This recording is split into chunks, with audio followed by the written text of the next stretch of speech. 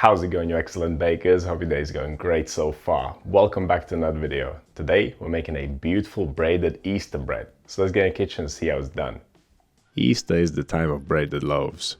Be it large Greek-style tsuoreki, little Armenian choreg, or anything in between. This recipe is inspired by the classic Armenian choreg. I have changed a few things here and made it more accessible. Traditionally, this type of bread will be flavored with mahlab, which is a spice made from ground cherry pits. I've replaced that here with some toasted flavorful seeds. I also decided to add some lemon to this recipe to enhance those flavors. So here's what we need to make these bad boys. Some white bread flour, a couple of eggs, butter, milk, yeast, salt, sugar, anise seed, fennel seed, and lemon zest for the dough. We'll need an egg for glazing and some seeds to sprinkle on top. I'm using white and black sesame seeds. A classic choreg will be topped with nigella seeds or onion seeds, which do look like black sesame seeds. We'll also brush these breads with syrup when they come out of the oven, which will be made with sugar and fresh lemon juice, left over from the lemon that we took the zest off.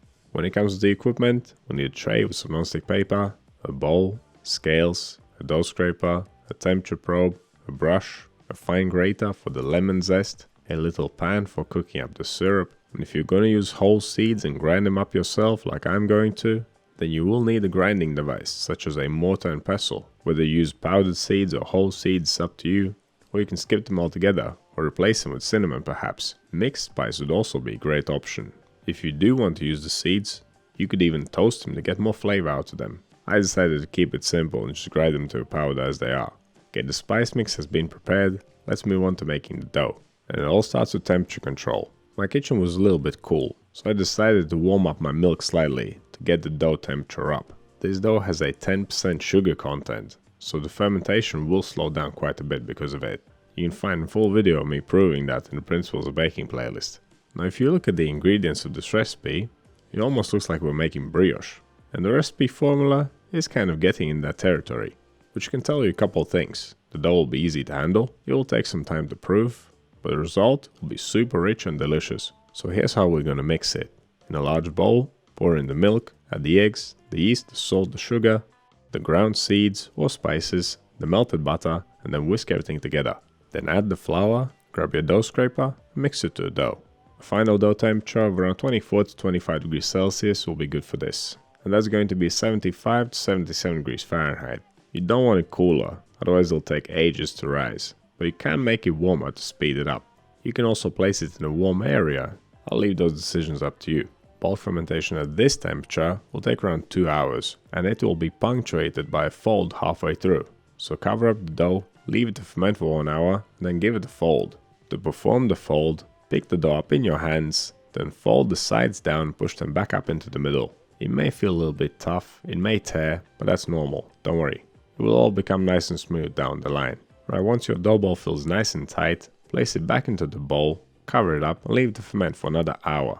During this time it should really start puffing up.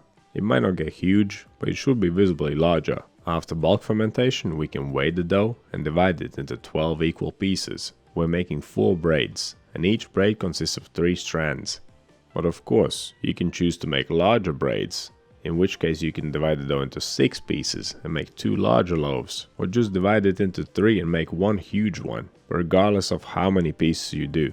After dividing, we need to pre-shape them. So take a piece of dough, flatten it out, fold the edge over the middle whilst go around the circle to reach point where you started, then flip it smooth side up and tighten it against the table. That's your dough ball done. After pre-shaping your dough balls, cover them up, leave them to rest for 15 minutes to let the gluten relax. Now it's final shaping time. First we need to make the strands. So take a dough ball, place it on the table the smooth side down, fold 1/3 of it down, turn it 180 degrees, repeat the same step on the other side. And now roll that little piece of folded dough into a strand. You want it around 20 centimeters or 8 inches long. Don't rush, roll it out gradually, try to make it evenly thick and taper the ends by rubbing them against the table. Once you've rolled them all out, roll each of them slightly one more time to ensure that they're all the same length. Now comes the braiding part. Take 3 strands, place them vertically in front of you. If one is longer than the others, place it in the middle. Connect the 2 strands on the left and right first, and then place the middle one over them. You always want to start with the middle one on top. And now take either the left one or the right one, fold it over the middle one, and repeat the same step from the other side. And just keep alternating until you reach the other end.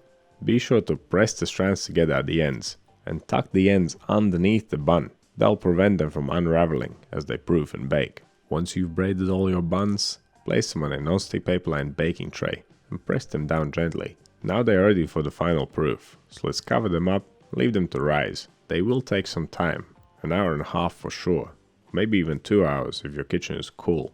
You don't want to underproof this type of bread, otherwise it'll be dense. Let these bad boys rise until they're nice and puffy and big.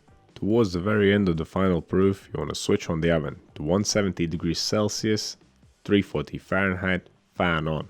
If your oven doesn't have a fan, go for 190 Celsius or 375 Fahrenheit.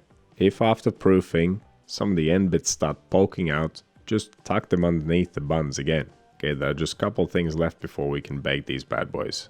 We need to glaze them with egg and top them with seeds. I decided to go with the double glazing method. It gives the bread a super rich and dark crust, and it also helps use up more of the egg. So what you want to do is brush the buns once, leave them to dry for 5 minutes, and then brush them again. After glazing, grab the sesame seeds and sprinkle them all over the top. You can sprinkle on as much or as little as you like, but you must always do one thing. After sprinkling on the seeds, gently press them into the dough. This will really help them stick. Right, let's get these things in the oven. They'll take around 20 minutes to bake. If your oven is a bit funny and bakes things more on one side than the other, then turn the tray around halfway through the bake to get nice even browning. Just before our little braids are ready, we can start preparing the syrup. Grab a small pan, pour in the sugar and the lemon juice and bring it up to a boil. It should take no more than a minute or so. Once the braids are beautifully golden brown all over, get them out the oven. And as soon as they come out the oven, brush them with that hot lemony sugar syrup. The syrup will give them a nice shine and will soften the crust.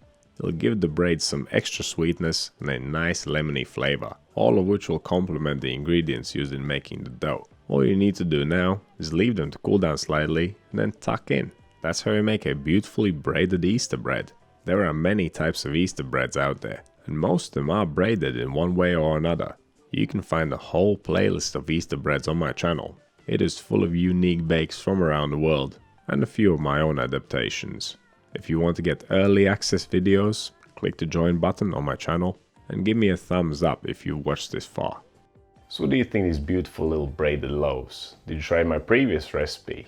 Let me know down in the comments. If you want to see more videos like this one, click over here. Subscribe to the channel, click right here. That's all I have for you today. Thank you so much for watching. I'll see you in the next one.